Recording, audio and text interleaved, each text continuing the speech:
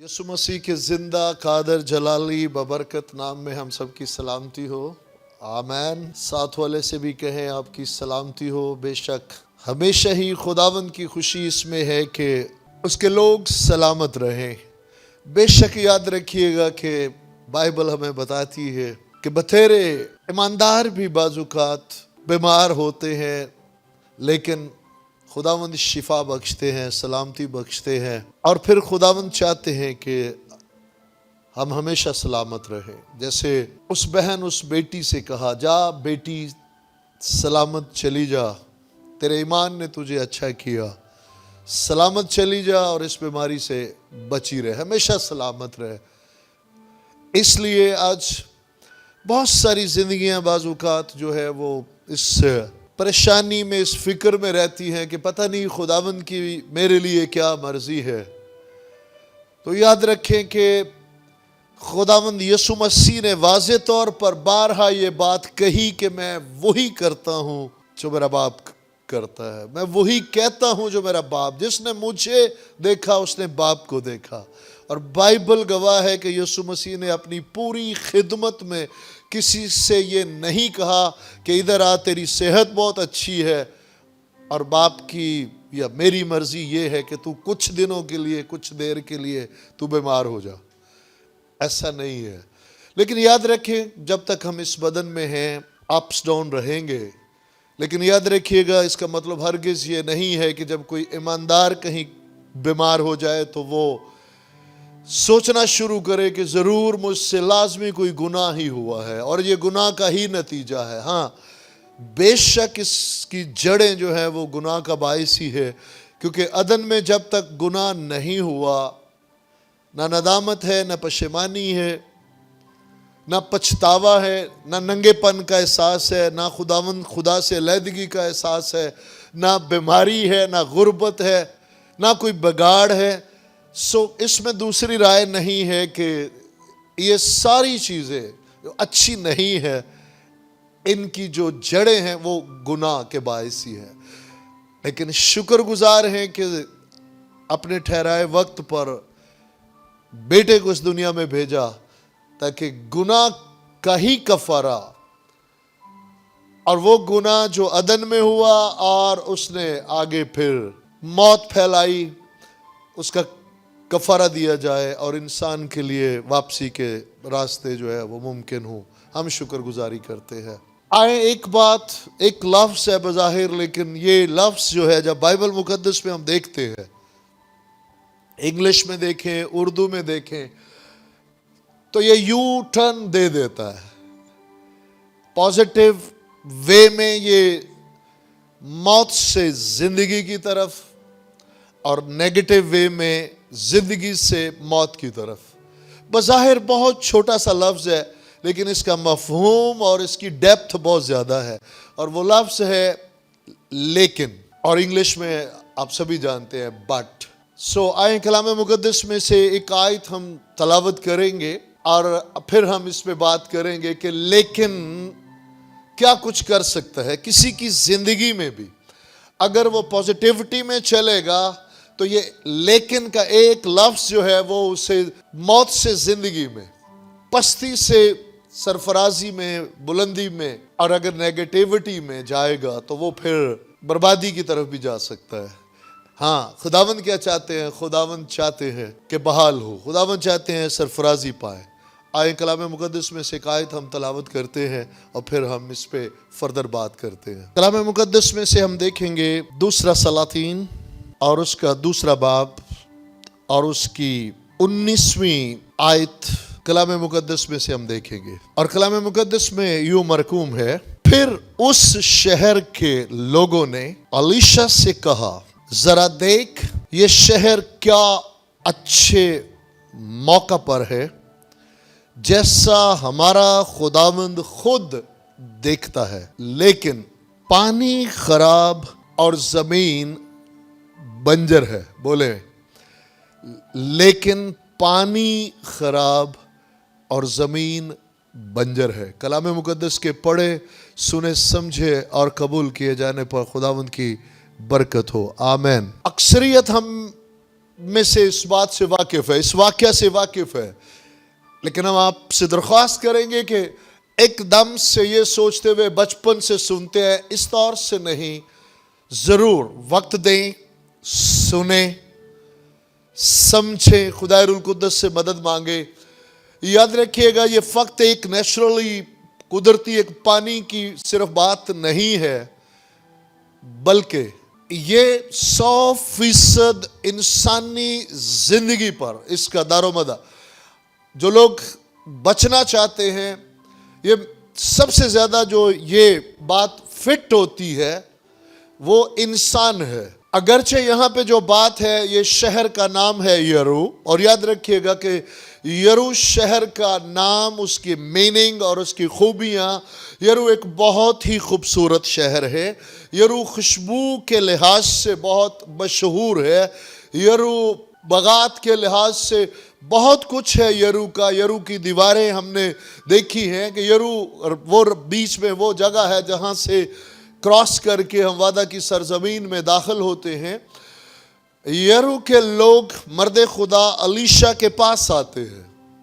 شہر بہت خوبصورت جگہ پہ ہے, موقع پہ ہے, لیکن دیکھیے گا شہر بھی موجود ہے, پانی بھی موجود ہے, لیکن پھر بھی زمین کیا ہے؟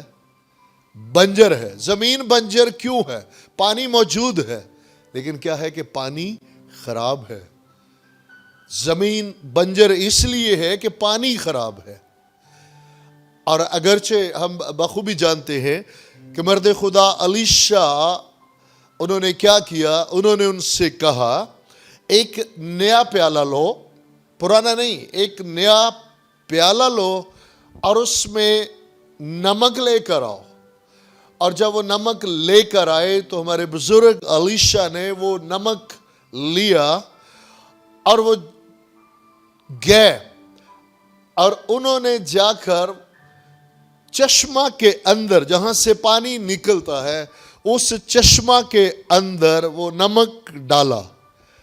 اور ہم شکر کرتے ہیں خداوند کا کہ بائبل مقدس ہمیں بتاتی ہے کہ جیسے ہی انہوں نے وہ نمک اس چشمہ کے اندر ڈالا, اب تھوڑی دیر کے لیے سوچے, ایک پیالہ نمک ہے اور ایک پورے چشمہ کے اندر وہ جب وہ نمک ڈالا جاتا ہے تو وہ کیا ہوتا ہے؟ پانی میٹھا ہو جاتا ہے, پانی پینے کے قابل ہو جاتا ہے, پانی فصلیں اگانے کے قابل ہو جاتا ہے. تو یہ معمولی بات نہیں ہے. یاد رکھیں کہ آج کا جو انسان ہے بظاہر آپ دیکھیں گے بہت خوبصورت ہے, لیکن بائبل ہمیں بتاتی ہے کہ اس کا دل جو ہے وہ حیات کا چشمہ ہے. جس دل میں خداوند ہے وہ دل حیات کا چشمہ ہے. اور یاد رکھیے گا جس دل میں خداوند نہیں ہے, جس نے خداوند خدا کو اپنا نجات دہندہ قبول نہیں کیا, اپنا دل اپنے خداوند سے نہیں لگایا, اس کی باتوں سے نہیں لگایا, اپنی سوچے, اپنے خیالات, اپنی مرضی, اپنی خواہشات خداوند کے سپرد نہیں کی, دل اس کے پاس بھی ہے لیکن وہ حیات کا چشمہ نہیں ہے. یاد رکھیں کہ وہ موت کی راہ کی طرف لے کے جاتا ہے. اور آج جب آپ نگاہ کریں گے تو آپ کو یہ ساری باتیں نظر آ جائیں گی. انسان بظاہر بہت خوبصورت نظر آتا ہے, ڈریسنگ بہت خوبصورت نظر آتی ہے, خوشبوئیں بہت خوبصورت ہے, لیکن اندر کیا ہے؟ اگر خداوند نہیں, خدا روح القدس نہیں, خداوند کی حضوری مموری نہیں, نئی پیدائش کا تجربہ نہیں, تو یاد رکھے اس کے اندر سے جس طرح پانی خراب ہونے کی وجہ سے زمین بنجر ہے, اسی طرح زندگی بنجر ہے, زندگی پھلدار نہیں ہے. اس لیے جب بات نمک کی آئے گی تو یہ ہمیں یاد رکھنا ہے کہ یسوع مسیح اس سے بیشتر کہ وہ اپنے شاگردوں سے یہ بات کہیں کہ تم دنیا کا نور ہو, دنیا کا نور سے پہلے خداوند فرماتے ہیں تم دنیا کا نمک ہو. نمک زندگی کو प्रिजर्व करता है। नमक खुदावंद की जिंदगी को जाहिर करता है, नमक नई पैदाइश को जाहिर करता है। और नमक की अगर हम हिस्ट्री में जाएंगे तो याद रखिएगा, नमक रेफ्रिजरेटर का काम करता रहा है। नमक आज भी चमड़ा जब लिया जाता है, उस चमड़े की बदबू को ख़त्म करने के लिए नमक इस्तेमाल किया जाता है। और पुराने ज़माने में जब जाएंगे, जब रेफ्रिजरेटर नहीं था, तो चीज़ों को प्रिजर्व करने के लिए नमक की तय, इससे पहले कि नमक ख़त्म हो, ऊपर और नमक डाला जाता। और जब तक उसके ऊपर नमक की तय लगी रहती, वो गोश्त सालों साल चलता। लेकिन जैसे ही वो नमक उतरता, नमक ख़त्म होता, तो उसमें से बदबू आती। क्या कहना चाहते हैं? याद रखिएगा, ये नमक खुदावंद की बख्शी हुई वो ज़िंदगी है, और वो ज़िंदगी कायम रखने के लिए खुदाए रूल कुद्दस और मसीह का कलाम ज़रूरी है। याद रखिएगा कि हमारी आज इमीडिएटली पुरानी फितरत कभी ख़त्म नहीं होती। पुराना आदम जब तक इस बदन में है, वो पुरानी फितरत, पुराना आदम हमारे अंदर से, ईमानदारों के अंदर से भी वो उभरने की कोशिश करता रहेगा। उसका एक ही हल है, याद रखिएगा कि जब तक हम इस में बहुत ज़्यादा मुतात नहीं होंगे, और वो मुतात कैसे होना है, नंबर 1 याद रखिएगा कि वो लेकर गए नमक और उन्होंने चश्मा में डाला। आज अगर किसी के मुंह से आप गाली सुनते हैं, उसकी आंखें जो है वो पाक नहीं है, उसके सोचे पाक नहीं है, ख्याल पाक नहीं है, तो याद रखिएगा ये सारी चीज़ें चश्मा से निकलती हैं, जो उसके दिल के अंदर से निकलती हैं। आप जितना मर्जी कोशिश कर लें, अगर एक दरख्त जो है उसका कीड़ा उसकी जड़ों में है, हम पत्तों पे जितनी मर्जी स्प्रे कर ले, हम टहनियों पे जो मर्जी कर ले, यहाँ तक हम तने पर भी जो मर्जी कर ले, हम कभी भी उसे बचा नहीं सकते जब तक जाकर हम उसकी जड़ों में नहीं पहुंचेंगे। इंसान के दिल की भी यही हालत है, ये हीलाबाज है, ला इलाज पुराने अहदनामा में। लेकिन याद रखिएगा कि यीशु मसीह के आने का पर्पस और मकसद ही उस ला इलाज दिल को इलाज के काबिल बनाना है। और वो इलाज यीशु मसीह की मसलूबियत, दफन होना और जी उठना। जो इस पर ईमान लाता है वो नई जिंदगी पाता है। और जैसे मर्द खुदा अलीशा ने वो नमक का बॉल जाकर चश्मे में डाला, इसी तरह आज खुदाए रूल कुद्दस के वसीला से अपनी फितरत, अपनी जिंदगी उस दिल के अंदर डालते हैं। और उसके बाद ज़रूरी है हम अपने आप को सबमिट करें, खुदाए रूल कुद्दस के सपुर्द करें। और डेली याद रखें कि जैसे हमारी जिस्मानी खुराक हर रोज़ हमें चाहिए, उसी तरह जब तक हम इस बदन में हैं, इस जहान में हैं, जब तक हम इस बदन से मखलसी नहीं पाते, उस पुरानी फितरत को, उस पुराने आदम को दफन रखने के लिए हमें डेली पहले नंबर पे जब नजात पाते हैं वो नई पैदाइश ज़रूरी है। उसके बाद उसमें कायम रहने के लिए हमें हर रोज़ नमक की ज़रूरत है। और वो नमक खुदाए रूल कुद्दस के वसीला से खुदावंद यीशु मसीह का कलाम जो है वो डेली सुबह दोपहर शाम हमारी खुराक हो। और याद रखें कि जब हम इस एक्सरसाइज में आएंगे तो हम शुक्रगुजार हैं। लिखा है कि वो आज तक पानी अच्छा है, उसके बाद वो बंजर नहीं हुआ, उसने अपनी ज़िंदगी हमें बख्शी है। लेकिन जुड़े रहे, हर रोज़ उसका कलाम नोश फरमाए, हर रोज़ उसके साथ वक्त गुजारे, दुनिया में होकर दुनिया के ना हो जाए। यकीनन खुदावंद हमसे ये चाहता है कि हम उसमें कायम रहे। तैयार हैं, कायम हैं खुदावंद की शुक्रगुजारी, किसी भी वजह से उसके पास नहीं आए, पीछे हटे हैं, यही नजात का दिन है और यही मकबूलियत की घड़ी है। इरादा मेरा और आपका, मदद हमारे खुदावंद की। आए हम मिलकर खुदावंद के हुजूर दुआ मांगेंगे, तौफीक मांगेंगे।